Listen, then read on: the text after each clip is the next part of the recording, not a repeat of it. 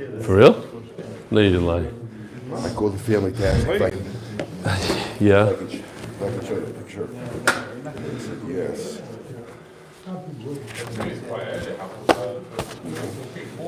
We gotta start here. We're live. He says we're live. I believe him that we're live. You'll show me afterwards. All right. All right, Rabbi Isai. It's a tremendous daf today. We're holding 2 lines from the bottom. Dover Acher. Good morning, good morning. Daf Chofem and Beis, Dover Acher. What difference does it make if a woman gives birth to a viable child and then a sandal? Where's the difference? She's anyways Tomei as a Yuledes. So what difference does it make? Says the Gemara, Shim Teled Nekeva Lefnei Shkia Sachama. If she gives birth right before Shkia, V'sandal la'acher Shkia Sachama. And the sandal thing, she gave birth right after Shkia. Oh, so today's shir is L'Refuas. What's David's, our good friend David? What? Our friend from Los Angeles. Tell me yours. Iran? Bas Shalom. She lived in Iran. They don't know her name, so they call her Iran. Fine. Iran Bas Shalom. That's Lilu Nishmas. And David, you'll bring me. Zachariah ben Pesel. L'Refuah Zachariah ben Pesel. Okay. We have a very interesting graph today. A couple of them that look the same. They're saying basically the same concept. And it's a very interesting halacha. What we have here is 2 births. On day 1 and on day 2. You see that? This pink, there was a girl. She was born on day 1. After Shkia came birth of a sandal. That's day 2. You have to follow me here very closely. This is very, very cool stuff. If a woman gives birth to one baby girl, she's tummy for 14 days, and then she has 66 days of tahara, which means that all the way till day 80, any dam that she sees, she could be with her husband. On day 81, what happens? If she sees dam, she becomes a Niddah. Her days of tahara are over. A Niddah means that she's tameh for 7 days. So what happens on day 8? If she goes to the mikvah on night 7 and she sees dam on day 8, what happens to her? Ziva, very good. Who said that? Okay, we're holding cup here. Good. The ilum is in it. Ziva. What does Ziva tell me? That she's only tummy for 1 day. Huge nafkamina. Because if she was a Niddah, then she'd be tummy for 7 days. But because she's only a Zava, she's only Shemeres Yom Keneged Yom, she's only tummy for 1 day. That's if she only gave birth to 1 baby. Says the Gemara, nafkamina, if she gives birth to a sandal, what's a nafkamina? That everything gets pushed off by 1 day. She gave birth to a baby girl on day 1. And then she gave birth to the sandal 5 minutes later after Shkia. That's day 2. So now instead of her seeing dam, when she sees dam on day 81, instead of her being a Niddah like we said, she's actually in her days of tahara. What? Why is the sandal give extra days? Let's say the sandal is in a keva. If the sandal is a zachar, it doesn't give her anything extra. We're going here lechumra. So let's say if the sandal was in a keva, so now her days of tahara are extended by 1 to day 81. When she sees dam on day 81, she's not a Niddah, like if she only gave birth to 1 girl. Now she's not a Niddah. If she's not a Niddah on day 81, and then she didn't see dam, and then she sees dam on day 88, in the first example that we spoke about, she became a Zava on day 88. Because on day 81, again, case number 1, she only gave birth to 1 child. So if she saw dam on day 81 where her days of tahara are over, she becomes a Niddah. And then after 7 days, she's no longer a Niddah. If she sees dam then, she becomes a Zava and she's only tummy for 1 day. But in case number 2, where she gave birth to a sandal, and if the sandal, oy Mendy, you missed, oy, oy, oy, oy, oy.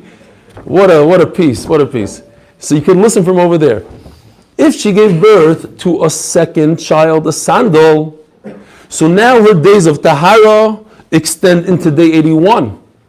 So if she sees dam on day 81, she's not a niddah, because it's tahara days for the sandal. So if she's not a niddah, she's nothing. So now that she saw dam 8 days later, 7 days later, 8 days later, on day 88, what does she become? A niddah. If she sees dam here and she's a niddah, so when she sees dam on 88, she's a zava. But if she doesn't see dam over here, and only over here, then she's a niddah here. What is the nafkamina? What happens after day 88? If she's a zava, she's only tummy for 1 day. And if she's a niddah, she's tummy for 7 days. Huge nafkamina. Again, why didn't she see dam over here? In both cases, she saw dam. But if it's tahara days, it's as if she didn't see anything. So Mamela, when she sees dam again on day 88, she becomes a niddah for 7 days. But if she didn't give birth to a sandal, she only gave birth to 1 baby on day 1.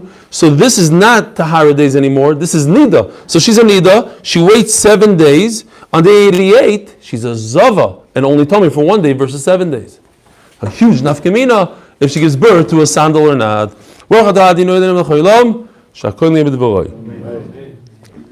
If you didn't get it 100%, we're going to repeat it similarly later on in the sugya. We have a beautiful daf today, a lot of cool stuff. So let's just read it inside. She gave birth to birth number 1 to a girl. So now she has tahara days until day 80. And now she gave birth to something that resembles a sandal. And it's possible that this sandal is in a keva. So memela, the tahara days are going to go all the way to day 81, not to day 80.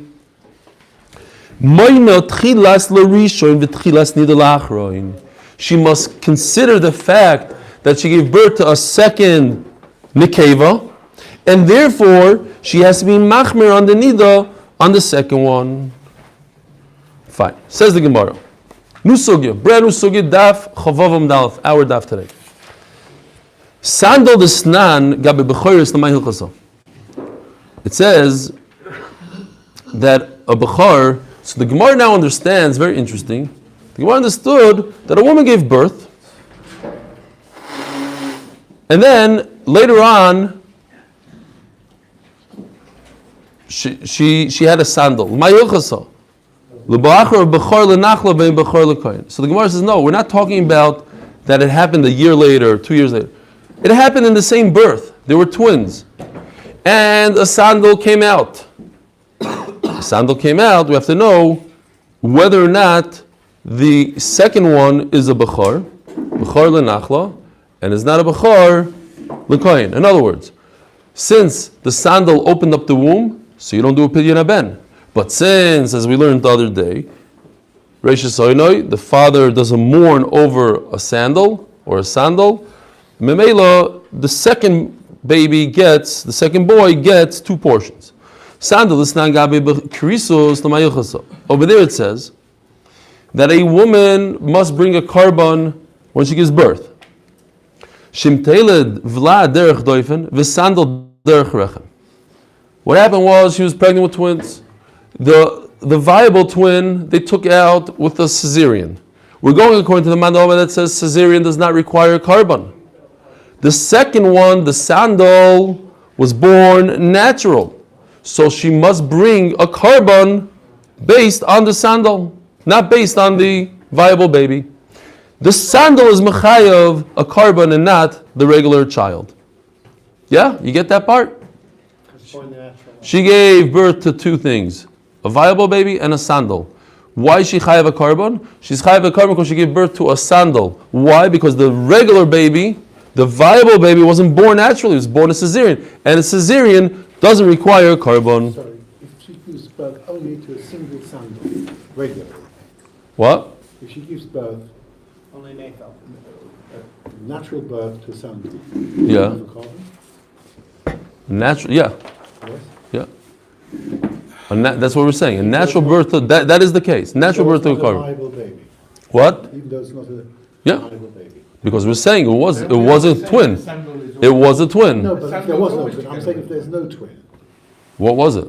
It had facial features, didn't have facial features. We said before, a whole sugya. Whether or not a sandal has to have facial features, how old, it's dependent. If it's a nafel, like any other nafel, then she brings a carbon. You say a sandal is always a twin. What? Yeah. You're right. He's saying it's always squashed. It's something similar, let's say, if it's Zog the Gemara. Ule Rabbi Shimon Omer Yoytze Derech Doifim Vlad Mal Yehu. Okay, that's great. Nafkamina if you hold that cesarean doesn't require a carbon. What if a cesarean does require a carbon?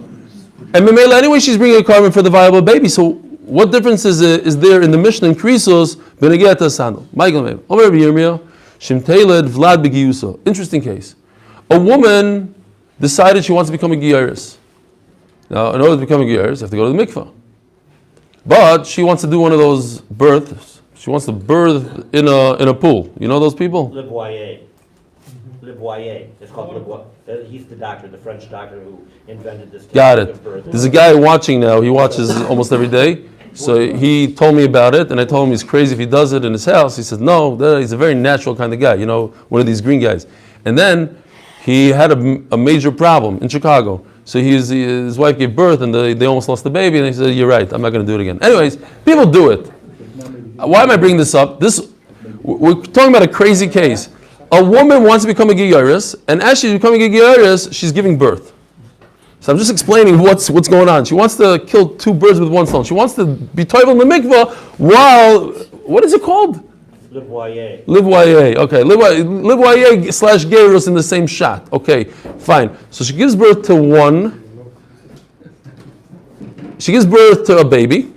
Then she goes, I'm a kabbalah on myself to become a giyaris, all mitzvahs.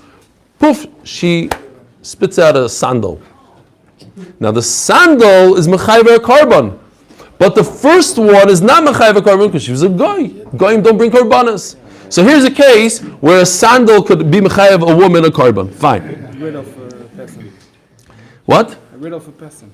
Yes. The Maisi carbon a sandal. Amru Rabbana Kamed Rab Papa, so they tell this to Rab Papa. Umeisnu lahani shinuye. Could you even say such a thing? Why? These twins, the sandal is so crushed, it's holding on to its brother, so to speak. They come out together.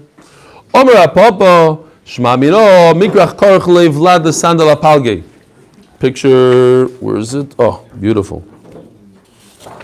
Here's a sandal, here's a baby. The baby's head is in the center of the sandal. Okay? So now, what happens? Depends. If they're born head first, so the sandal came out first. So the sandal is mechayev a carbon. And if they're born feet first, so the baby is mechayev a carbon, and not the sandal. That's what the Gemara says here. And he pushes him out to the head. When it comes to Bechar, so the Gemara says different than what I just said. When it comes to Bechar, to Bechiyov, Pidyon Aben, the sandal Kodem and Ofek, which came out first when they came out head first? The sandal, Memela, it patters for Bechar, because he's the Peterechem, this sandal.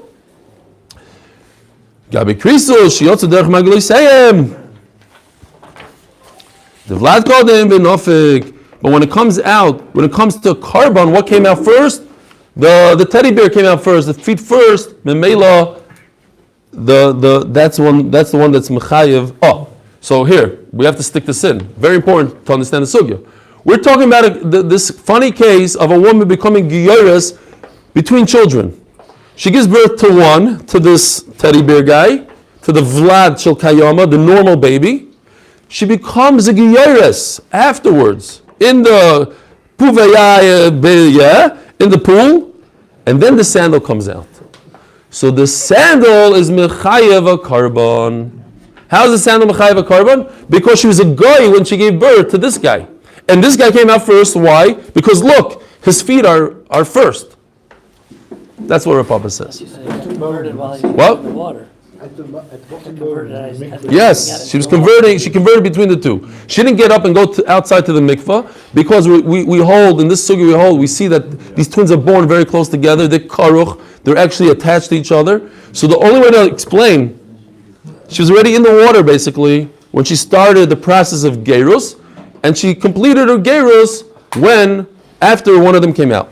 At what stage does the gerus become effective? She comes out of them, she goes into the mikvah. Now when she dunks her head under. Ravuna Badachli b'Mishmei Rava Omar. Afilu teima mitzumtzamim. Even if these two guys were perfectly equal in height. Ve'epoch shmaitza, and I can flip it around. Gabi b'char sheyotzu derech magulei seyem. When it comes to b'char, they both came out feet first. Vladis b'chayuso sorch v'leinofik. If he's alive, he makes a whole fuss. He doesn't want to come out. So he starts grabbing onto things. He doesn't come out. So his brother, the sandal, will come out first. Memela, the sandal is the peter rechem. It's the one that patters for the bechar. Sandal the less bechiyusa, since it doesn't have life, shark v'nafik, it slides right out. Gabe krisus, sheyotzu derech sheyem. But when it comes to the chiyuv karban, it's talking about they came out head first. Listen to this, tremendous chap. There's a huge nafkamina, which head comes out first. When it's alive, we learned in Bechayros that even the forehead comes out, it's already a birth for Bechar. But that's a live baby. A dead baby needs roiv. And if they both came out together, which one was born first halachically? Even if they both come out simultaneously at the same exact second, the live one came out first because his head came out first, and the other ones, most of his body did not come out yet, and Memela, the teddy bear, was born first. As if they come out head first. Yes. Vladis b'chiyusam adinofik reisha havi leda, sandal adinofik rubei, Memela. What, you can't find these? I found them all. Okay, give Albert. Zok the Heilige Mishnah. Brand new sugya. Shilya babayis. You find afterbirth in a house. Habayis tomei. The entire house becomes tomei tumas oil. Loisha shilya vlad, not because the actual afterbirth is considered a vlad. El shein shilya b'lei vlad. You have to assume that there was a vlad within the shilya, and it disappeared. It's gone, and it's somewhere within there. And memela, the whole house becomes tomei. This is not talking about placenta. No. Well, yeah, it is the placenta. Shilya is the afterbirth. Yeah. Why not? Because that would mean Where's the baby? There's a mother. No, there's no baby. There's an afterbirth and no baby. So what happened? That's what the Gemara is saying. If there's a placenta and the whole amniotic sac, whatever you want to call it. By the way, thanks for not correcting me yesterday when I kept on saying embryo instead of embryo. Shkoyach, whatever. You thought in America they say like that, and you thought in England they say like that. I said nobody corrected. Fine. Embryo. Embryonic. I said embryonic. Okay. Fine. My father used to say that they took the afterbirth and left the child behind. By mistake. But we find the afterbirth laying there. What does that tell us? That tells us there's a baby somewhere in there. It disappeared. It's gone. It got crushed, but it's there. So maybe the whole house is tamei. Reb Shimon Omer, he's mechulik. Nimay gav vlad ad shelo yotza. What happened was that it disintegrated inside the mother. Inside the mother, there's no tumah. What are you waiting? You're waiting for something. I'm not sure. Like, you got to see what's going on there, Rabbi say. Okay. And memela, it's not tamei. Why is it not tamei? Because it's batal b'roiv to the blood that's in the placenta. Whatever this baby was, it disintegrated, becomes batal to the blood, and memela the house is tar. It was never a baby. It was a baby that disintegrated. The bottom part of this placenta starts out as a erev, as a little string. Turmus is a very popular bean in Egypt, in the world. It's one of the healthiest beans. If you look it up, I had no idea until yesterday. It's a very healthy, it's a turmos. People pop it like popcorn. They open this jar up and they eat it like that. So basically it's the size of a turmos, not the scale. Fine, whatever. You get the idea. Where do you buy that? In Egypt. In Egypt. I don't know, but I heard people talking about it, how much nutrients this has. It's unbelievable. I was just looking for the picture of turmos. Ask, there's people, somebody told me yesterday that he has someone who's going to bring me, but he forgot to bring me. It's hollow like a trumpet. Ve'ein shilya pchusa mitefach. The shilya, this placenta must be at least a tefach. Once we talk about a tefach, now we're going to go with the whole sugi of tefach. Shilya doima likur kivan.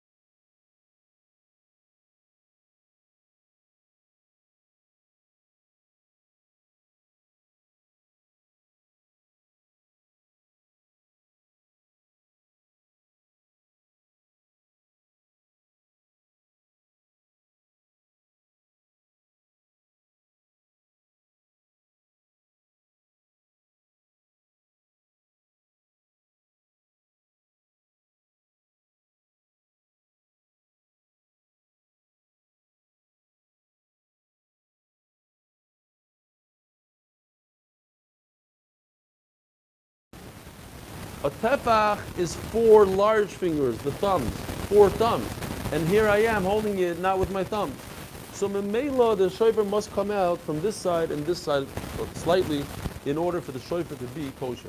It's my 4 fingers plus a little bit on each side, so it equal 4 thumbs. Recording still? What? That's that. Shidra Mai. So there's a huge Talmid Chacham in our neighborhood, not going to mention his name. He walked into our shul.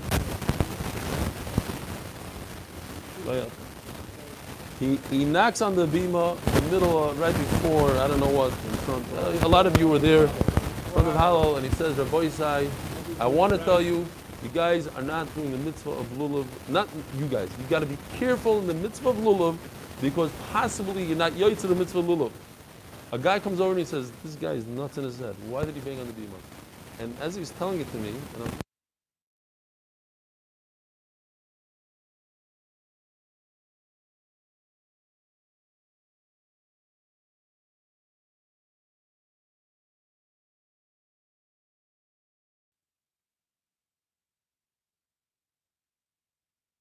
This is not.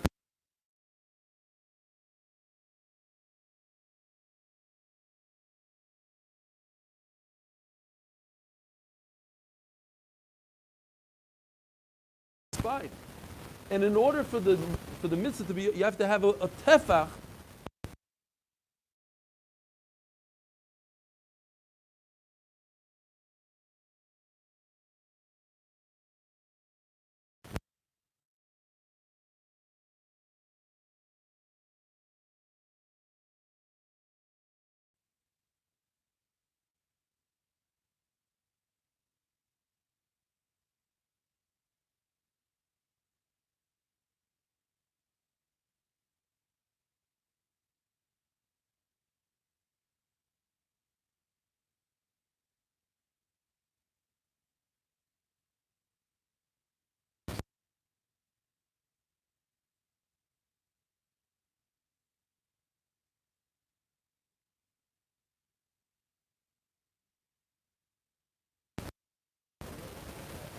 Yeah.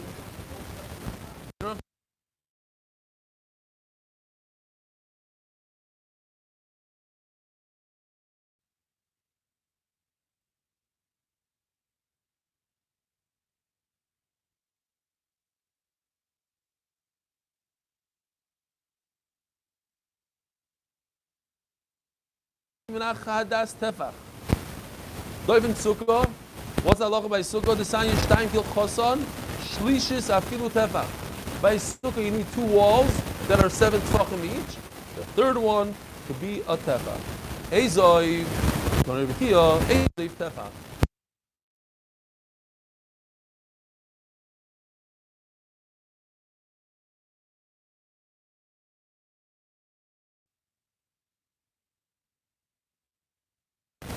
Or mechani rababador shilo ish kfar tamarto plus masniyoso v'tarti shmaitza shiru tefach. He said there's two brises that say tefach. Tarti chodehi, we just said one. Omar Abaye Omar Rebchia Ezav tefach. It's also Ezav is also a brise. It's also a shmaitza. V'suleka v'iko tefach tefach arum tefach meruba maybe satuma v'chaytziv pnei atuma. When it comes to a mace, if you have oil, tamei, so everything in the oil is tamei. What's an oil? An oil is 1 tefach by 1 tefach wide, a tefach long, and a tefach high. If it's anything less than that, then it's not an oil, then it becomes a tumah tzutza. The tumah is bekev oil or bekev yored.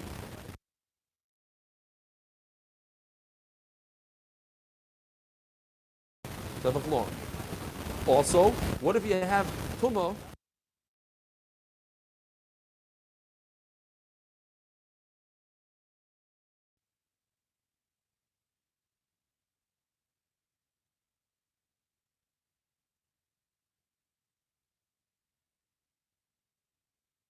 It's not, it's protected from the tumah.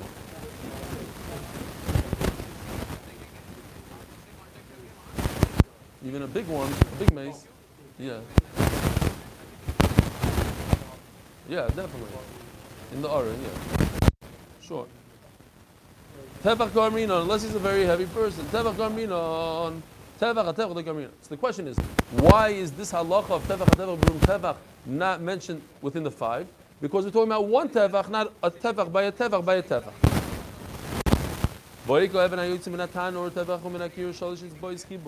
There's something called a tanur, there's something called a kiro. One holds 2 pads, one holds 1 pad.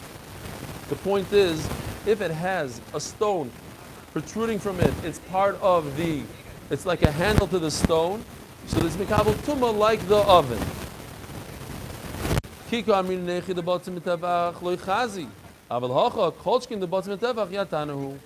When it comes to an oven, the most it could be is a tefach. If it's less than a tefach, it's even better. If it's more than a tefach, it's not mekabel tumah. We say, okay, he's going to cut it off soon. Over here we're talking about that the tefach is the minimum. How much do you need above the shedra of a lulav, between the hadas and the shedra? At least the tefach. If you do more than a tefach, it's great. If the shilya is more than a tefach, kol hakavod, then we know that she's tamei. Over here, by the oven, it's up to a tefach, not more than a tefach. Turn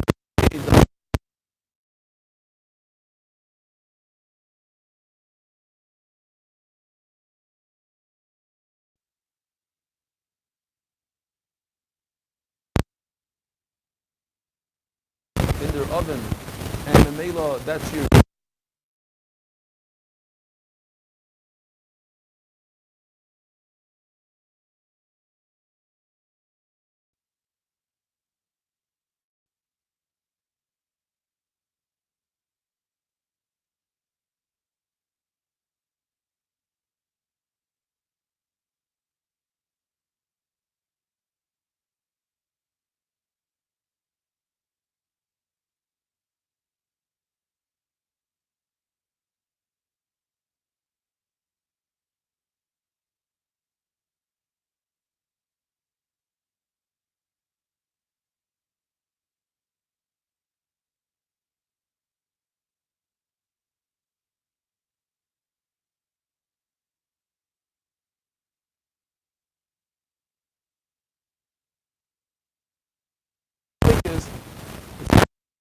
Hashadas is lachi. Since this answer is a good answer that we're not talking about a machlokes,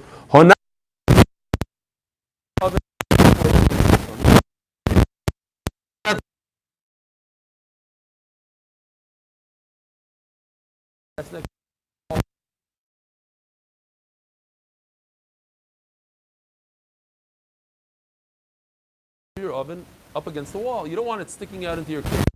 So if it has a, we're going to say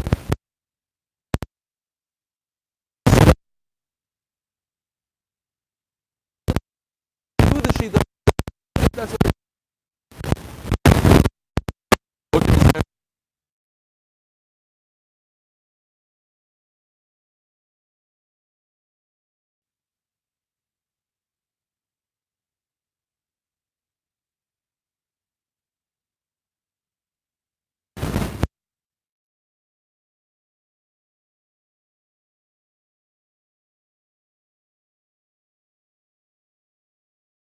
I believe in Sukkah.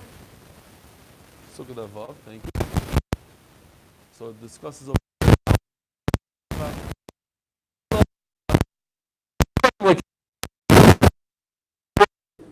Kachim.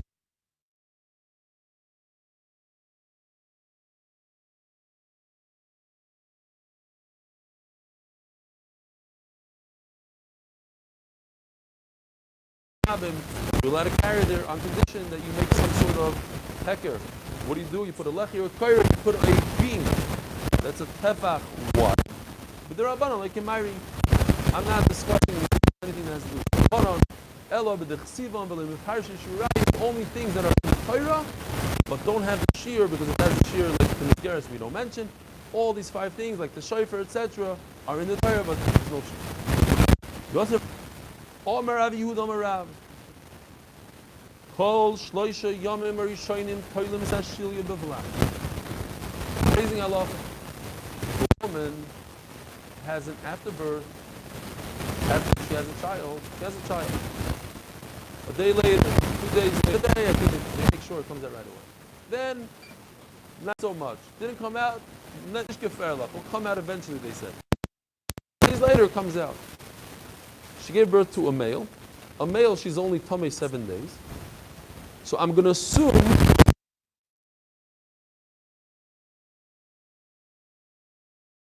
I assume that. Why should I assume that this afterbirth is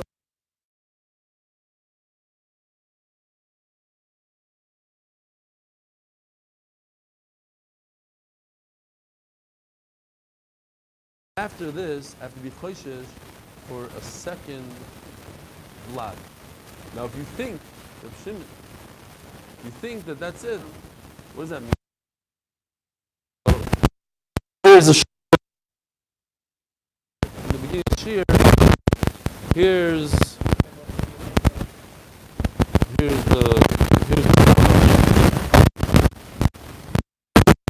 what is that? A normal birth, a normal schedule. Woman gives birth on day 1. Thank you.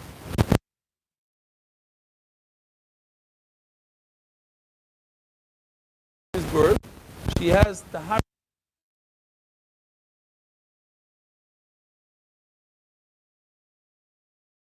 What is she, Rabbi say? Niddah. So So Niddah will make her tummy for how many days? 7 days. What happens on day 8 and she sees them? Zava. How many days does she tummy to Zava? 1 day. Wow, it was with it. So Mela on day 89 she is Tahar. What happened over here is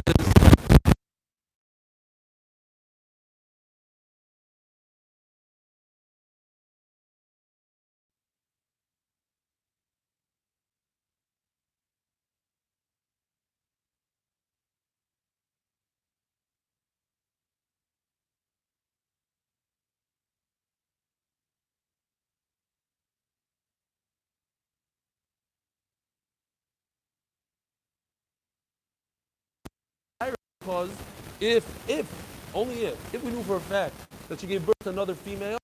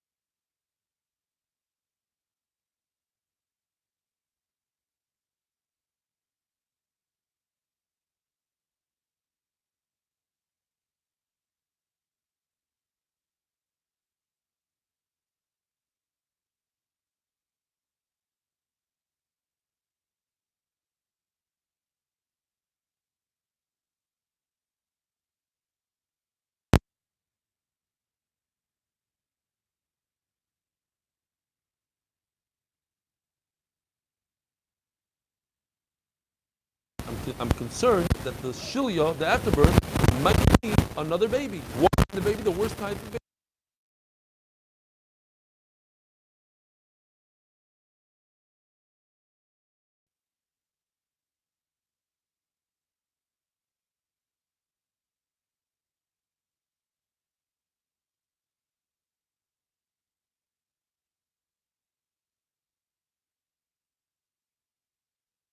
Coming for 7 days versus 1 day. What? The second one came out. Only one came out on day 1 and one came out on day 4. Nothing came out. Omer lei, we gotta go. Omer lei, umi omer Rav Hochi, v'omer Rav Lav Misake v'ach chaber shlom. How's it?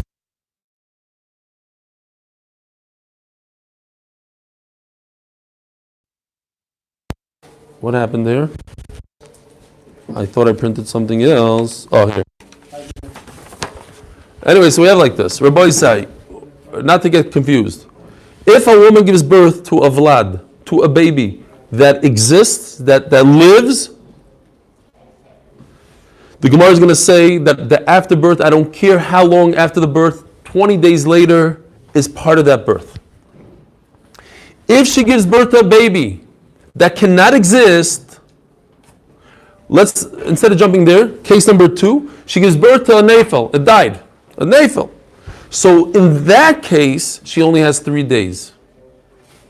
Says the Gemara Nafkamina, between a baby that's alive and a baby that's dead. If it's a nafel, the afterbirth is only 3-day connection to the nafel.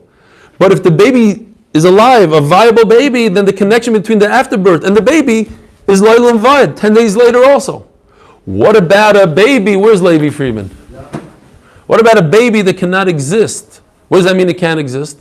It's not a you look at it and you know it can't exist. What's the example? Your favorite thing.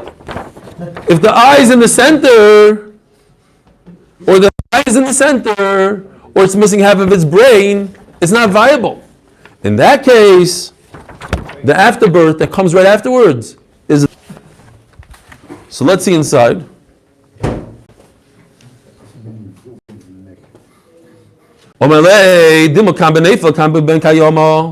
Maybe there's a distinction between a baby that survives and a baby that dies. You're telling me you think that you came up with this pshat? Rav said it himself. If she first gave birth to a non-viable baby, it died. So we say that the afterbirth, so you have 3 days only to say that the afterbirth has to do with that birth. But afterwards, you still messing with this? Unbelievable.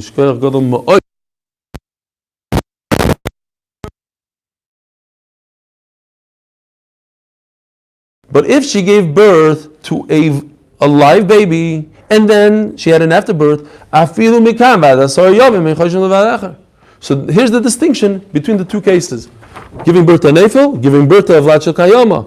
Vlad shel kayama you get forever to make the association between the afterbirth and the baby. And if it dies for some reason, it's a 3-day limit.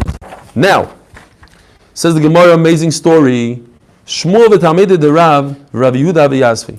Shmuel was first a Talmud of Rav, and then he became a Talmud of Shmuel once Rav was nifter. So they're all sitting around. I'm sorry, what did I say? Shmuel. Rav Yehuda was a Talmud of Shmuel, and he was a Talmud of Rav. They're sitting around, all the Talmidim of Rav, they're giving over to Shmuel all the halachas of Rav. Have you asked?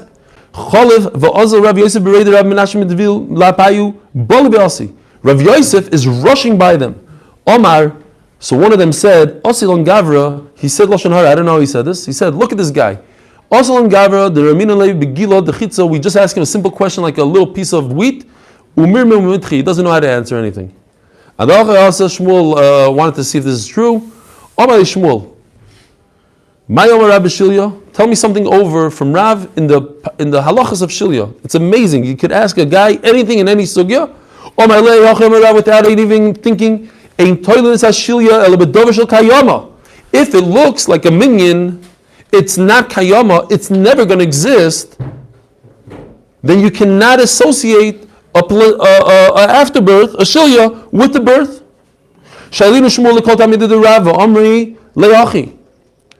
And he asked all the Talmidim sitting around, is it true that Rav said this? Yes, he did. Bishus. He looked at Rav Yehuda and he looked at him and he says, are you crazy? You're sitting here in front of me, you never told me this halacha. It's an amazing halacha. It's the third thing on this list, right over here. A vlad that cannot exist. Forget about that it died. It can't exist because its eyes in the center. Memela, it has a whole different, completely different halacha. The afterbirth has no association with it. And Memela, it's a vlad acher, the mother's tummy.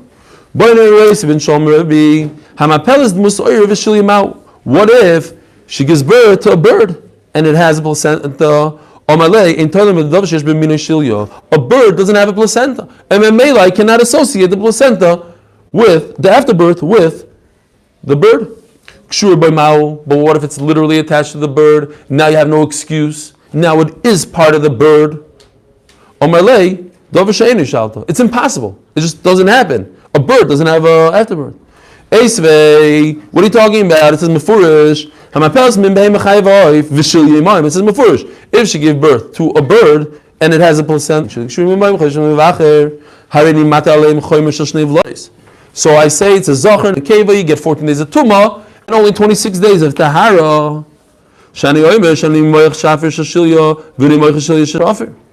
Tiyufta. Akoparim, you see mefurish that it's possible for something that looks like a bird to have a afterbirth with it. Have a wonderful Geschmack day. Just give the answer. It looks like